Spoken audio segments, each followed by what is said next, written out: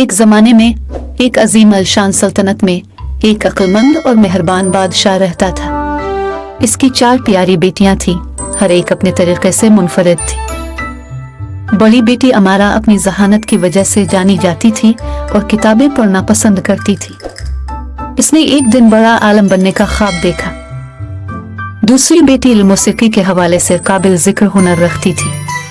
اس کی میٹھی دھنیں جنگلی جانوروں کو بھی سکون دے سکتی تھی۔ تیسری بیٹی سائرہ کے پاس پینٹنگ کا ہنر تھا۔ اس کی پیاری اور خوبصورت پینٹنگ نے محل کی دیواروں میں جان ڈال دی۔ اور سب سے چھوٹی بیٹی زارا کا دل ہمدردی سے بھرا ہوا تھا۔ وہ مملکت میں بیماروں اور محتاجوں کی دیکھ بھال کرتی تھی۔ ایک دن بادشاہ بیمار ہو گیا اور کوئی ڈاکٹر اس کا علاج نہ کر سکے۔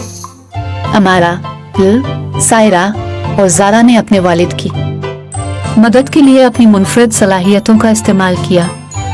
امارا نے کتابوں میں قدیم علاج تلاش کیا، نے اپنے درد کو کم کرنے کے لیے پرسکون دھنیں بجائیں، سائرہ نے اپنے حوصلے بلند رکھنے کے لیے خوبصورت مناظر پینٹ کیے، اور زارا نے اپنی گرم جوشی سے اسے تسلی دی۔ ان کی اجتماعی کوششوں اور محبت نے بادشاہ کو شفا بخشی اور وہ اپنی قابل ذکر بیٹیوں کے لیے فخر اور خوشی سے بھر گیا۔ بادشاہ کو احساس ہوا کہ اس کی بیٹیوں کی صلاحیتیں کسی بھی خزانے سے زیادہ قیمتی ہیں، اور اس نے اپنی حکمت اور اپنی بادشاہی ان کے ساتھ بانٹ دی۔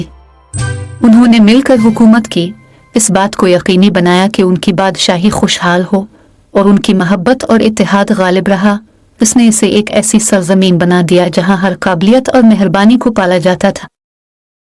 اور اس طرح بادشاہی دانش مند بادشاہ اور اس کی 4 باصلاحیت اور محبت کرنے والی بیٹیوں کی حکمرانی میں پھلی پھولی، جس نے سب کے لیے ایک مثال قائم کی۔